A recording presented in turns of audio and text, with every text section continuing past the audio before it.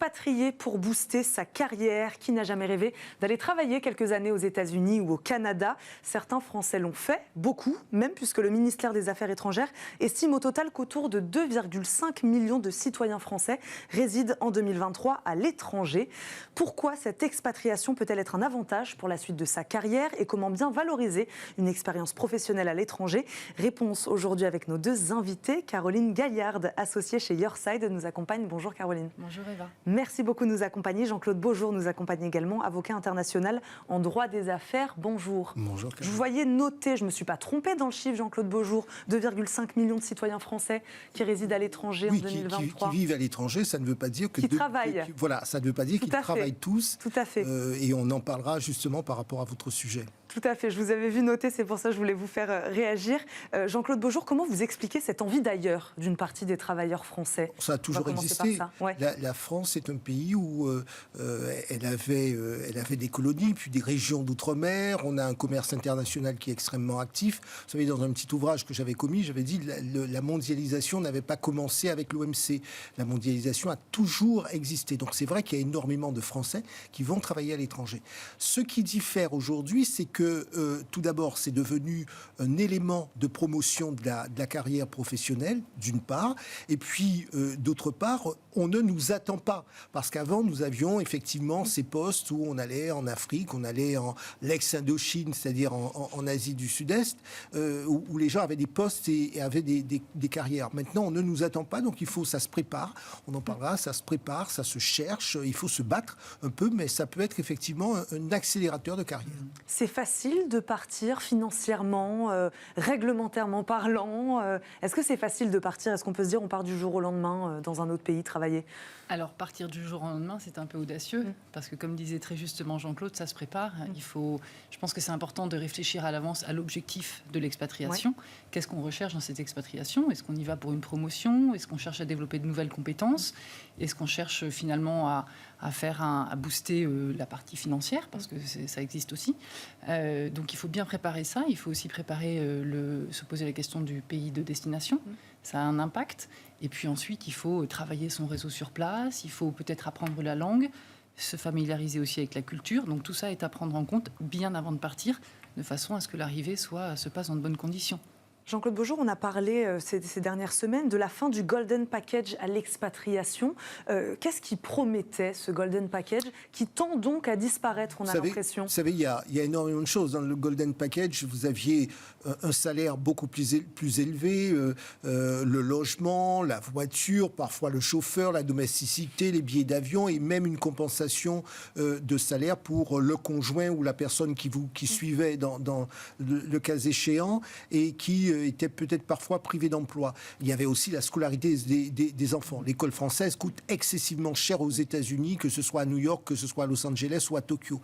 Donc tout cela, ça faisait beaucoup. Ouais. Aujourd'hui, et ça faisait beaucoup, mais les gens partaient et les entreprises les envoyaient parce qu'elles avaient besoin de cadres considérés comme extrêmement compétents pour pouvoir les représenter à l'étranger. Aujourd'hui, vous avez énormément d'ingénieurs en Inde, en Asie, qui sont formés dans nos grandes écoles, qui sont originaires du pays, entre guillemets, cible. Et donc, nos entreprises n'ont pas besoin tant que cela de cadres français qu'ils envoient depuis la France vers ces pays. C'est première chose. On ne part plus pour les mêmes raisons, on ne part pas de la même manière. Et puis, donc il y a une moindre demande. Et puis, deuxièmement, les entreprises elles-mêmes, elles ont de plus en plus de cadres multinationaux.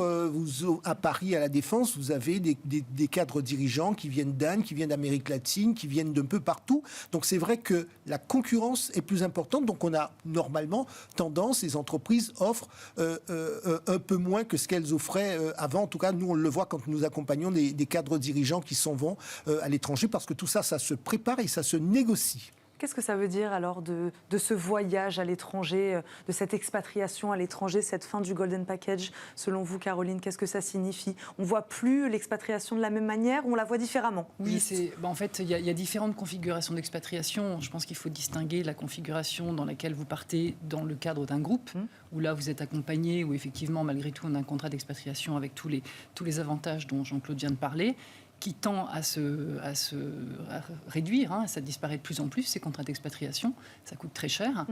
Ou bien on part finalement en solo. Oui. Et là, ça change tout. Et là, c'est beaucoup plus l'aventure.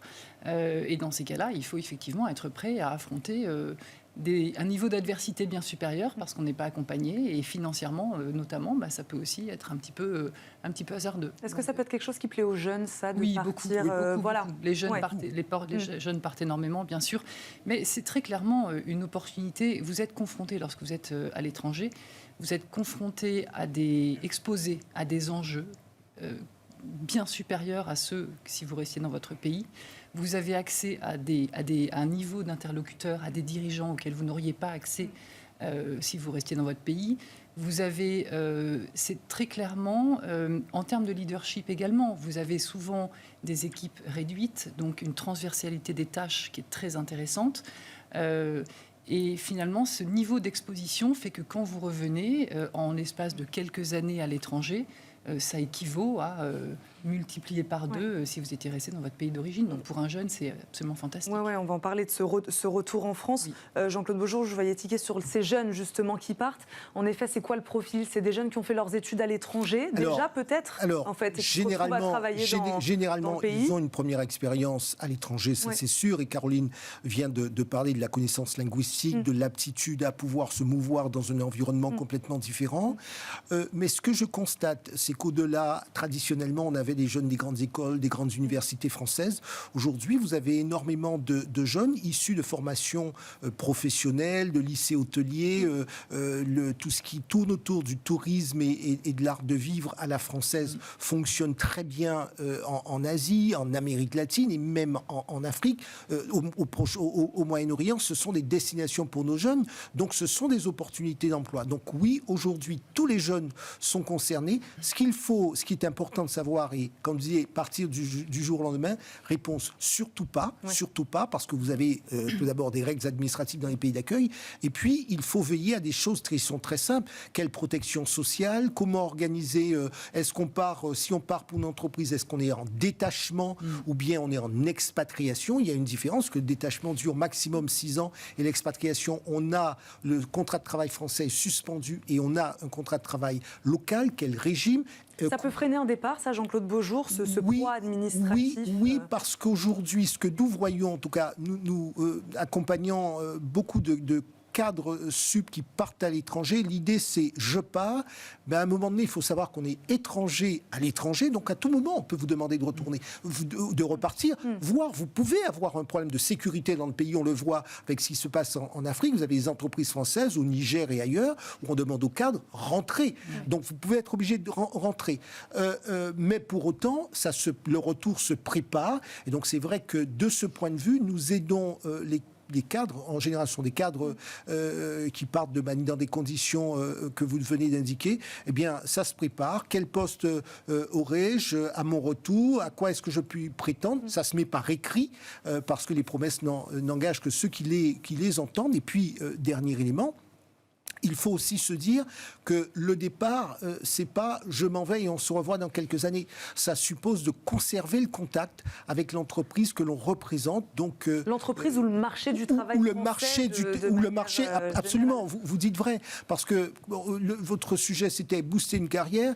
Je pars, mais dans 4 ans, est-ce que ce que je vais acquérir comme compétence, ça sera encore intéressant pour le marché français? Donc il faut se poser la question. Il y a une vraie stratégie, et donc qu'on soit en entreprise ou qu'on soit en solo, comme l'indiquait Caroline, il faut se tenir au courant, et vous avez des tas de moyens, les ambassades, nos ambassades, les conseillers du commerce extérieur, et puis revenir de temps en temps en France. Caroline, oui, vous vouliez réagir? Oui, non, ça c'est un point clé, le retour. C'est un point clé parce que, bien sûr. Vous savez, les diplomates disent on fait fortune à l'étranger, mais on fait carrière à Paris. Et oui, parce qu'en fait, c'est vrai que loin des yeux, loin du cœur, et on a tendance, malgré tout, qu'on le veuille ou non, à se faire un peu oublier quand on est à l'étranger, surtout si on est très loin. Si tout se passe bien et qu'on est en parfaite autonomie, on n'est pas forcément toujours... on garde un contact avec le siège, évidemment, mais on ne revient pas forcément très souvent. On n'entretient pas forcément son réseau. Et donc, quand on revient, on fait quoi? Et la gestion des carrières, bien sûr, fait qu'en général, on essaie de proposer quelque chose aux personnes qui reviennent, mais ce n'est pas toujours aussi simple. Il n'y a pas forcément un poste à ce moment-là qui est disponible. Donc, keep in touch in France. Keep in touch, il faut absolument. Ça, c'est vraiment, je pense que c'est impératif, comme l'a dit Jean-Claude. pendant toute la durée de l'expatriation, il faut rester en contact avec son organisation, avec son siège, il faut entretenir son réseau, il faut préparer son retour. À peine arrivé, je pense qu'il faut déjà préparer son retour. Ça, c'est quand on travaille dans un groupe, dans une organisation. Mais quand on revient en solo, vous le disiez très justement, on est confronté au marché, on revient, on a passé 15 ans à l'étranger. Quand on revient, on fait quoi ? Et là, si vous voulez, si vous avez passé en plus 15 ans dans le même pays, vous êtes très marqué. Il est tout à fait possible que le pays efface le métier. Moi, je vois des candidats aujourd'hui qui arrivent de 15 ans au Kazakhstan. Aujourd'hui, les seules opportunités qu'on leur propose, ce sont des opportunités au Kazakhstan. Et oui, mais eux veulent revenir en France, ils veulent se réinsérer dans le marché français. Or, la seule chose qu'on leur propose, c'est quelque chose qui les ramène vers leur pays d'expatriation. C'est pas simple. C'est intéressant, c'est ce que vous disiez tout à l'heure, l'impact stratégique du pays dans lequel on choisit d'aller. C'est pas du tout anodin. Et même si vous avez, par exemple, 15 ans aux États-Unis, ça peut être exactement le même problème. Donc, il faut être très attentif à cela. Soit on vit dans un pays, on se dit, on a envie de vivre en Australie, on part vivre en Australie, et puis après, advienne que pourra. Mais si on est véritablement dans une démarche professionnelle, on peut avoir intérêt à avoir fait un peu d'Australie, et puis au bout d'un moment, bouger à Singapour, ou bien faire un peu d'Europe, avant de retourner en France, parce que ce qu'apprécie aussi, donc ça c'est un point, ça je le constate bien, chez un certain nombre d'entreprises, elles vont valoriser des gens qui ont une expérience expatriée diversifiée.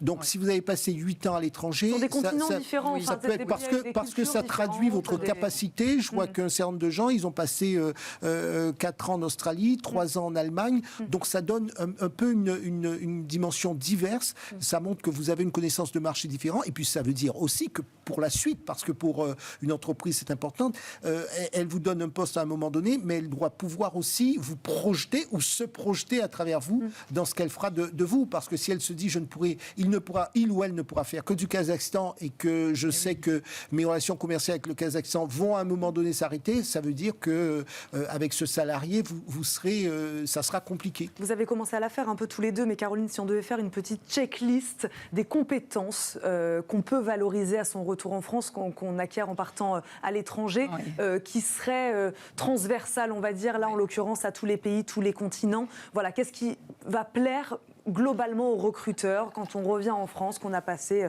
quelques années à l'étranger? Et je suis bien placée pour le savoir, parce qu'en tant que recruteuse et chasseuse de tête, ce sont des profils qu'on valorise énormément, et ce qu'on aime en fait dans ces profils-là, c'est avant tout la capacité d'adaptation, la résilience, et aussi probablement une capacité à se connaître soi-même. Vous savez, il y avait un philosophe allemand, von Kisserling, qui disait « Le chemin le plus court vers soi-même, c'est de parcourir le monde ».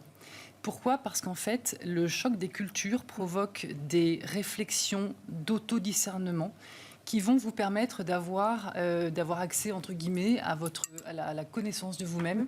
Et ça, c'est extrêmement intéressant. Donc, c'est vrai que cette capacité de... On apprend une autre facette de soi, voilà, on est un peu quelqu'un d'autre aussi, et on apprend à se connaître. Exactement. On se connaît, on est exposé, on sait comment on réagit dans des situations avec un niveau d'adversité un peu élevé. Et ça, c'est extrêmement intéressant parce que c'est une compétence qui va être transférable, finalement, dans bien d'autres situations et dans différents pays. Donc, cette flexibilité, cette adaptabilité, cette résilience, c'est vraiment une compétence qu'on recherche et qu'on va, nous, en tant que recruteurs, pouvoir valoriser sur des profils internationaux. C'est intéressant, une petite question annexe, vraiment une mini-parenthèse. Vous en parliez tout à l'heure de l'apprentissage de la langue. Oui. Je me suis posé la question de ne pas maîtriser la langue du pays dans lequel on est allé habiter. Ça peut, presque annuler les bénéfices d'une expatriation. Toutes les langues ne sont pas les mêmes et ne se ressemblent pas. C'est plus difficile peut-être d'apprendre le chinois quand même que l'anglais en partant aux États-Unis. Voilà, je ne sais pas. Par exemple, je peux vous dire, j'ai passé 15 ans en Russie. Ouais. L'apprentissage du russe, c'est quelque chose. Ça s'apprend pas. C'est pas une langue qui s'apprend en 2 jours. Et en revanche, le fait de ne pas connaître la langue, de ne pas la pratiquer, vous expose à des malentendus, à des erreurs de compréhension qui peuvent être extrêmement préjudiciables, professionnellement, mais sur le plan personnel également. Derrière une langue, il y a une culture. Oui, donc, pour avoir été moi-même étudiant en langue zo, on apprend une langue, mais on apprend aussi une culture. Il n'est jamais trop tard pour pouvoir apprendre. Donc, je le précise, même pour ceux qui partent un peu plus tardivement, c'est bien parce que, y compris pour le cerveau, ça confronte. Et puis, c'est une forme de respect vis-à-vis des interlocuteurs.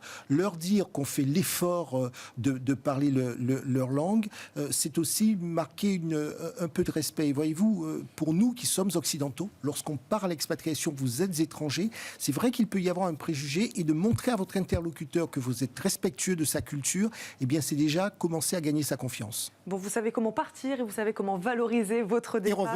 Et revenir, exactement. Merci beaucoup Caroline Gaillarde d'avoir répondu à nos questions. Je rappelle, vous êtes associée chez Yourside et Jean-Claude Beaujour, avocat international en droit des affaires. Merci beaucoup. Merci. À vous les deux. On termine cette émission par Fenêtre sur l'emploi.